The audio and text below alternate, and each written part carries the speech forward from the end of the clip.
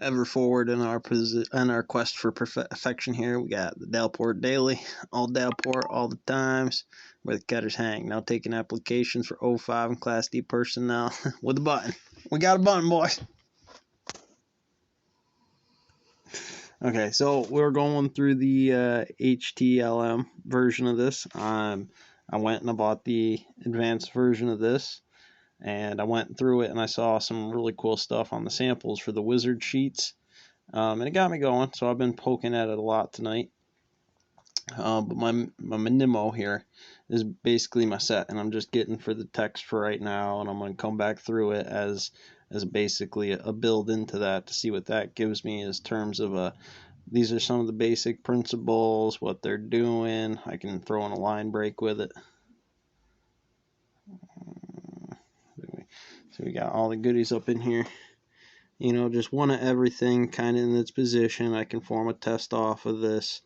I can get that going inside here. I love that damn button. I mean, at least it's good enough for now. Not the kind of button I'm looking for, but we'll get back to that.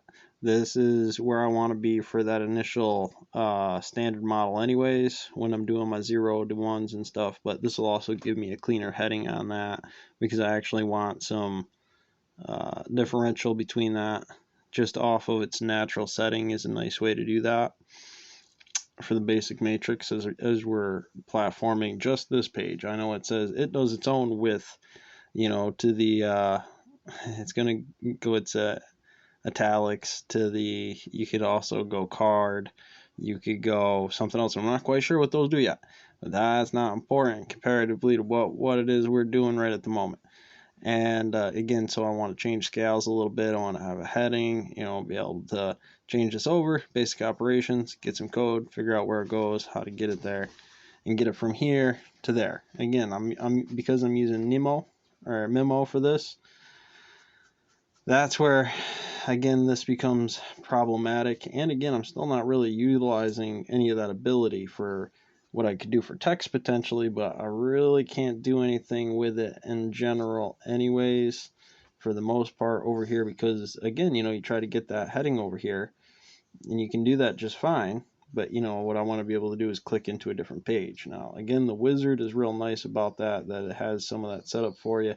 I've already adjusted the main page. Was it this one? Must be salty one. All right, so no.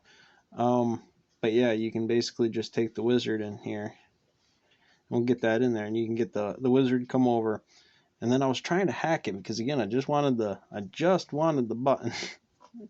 I'm gonna take the other version for right now, but I wanted that button so that way I could pop into the screen, because I'm hoping I could use that other context for what the buttons do left and right. Change the content on the back of that, which would be super nice comparatively to this. I just want to set up a PowerPoint with it.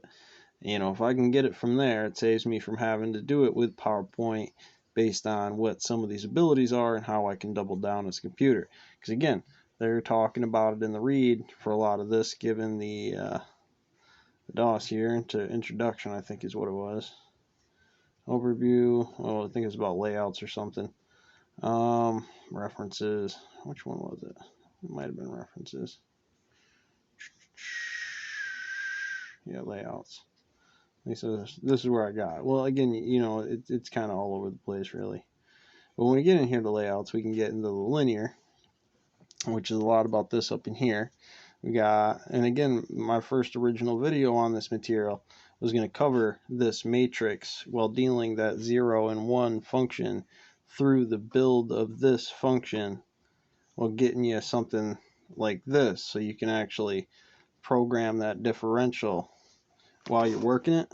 And so that's going to be the main goal on this. Catch you on the next one.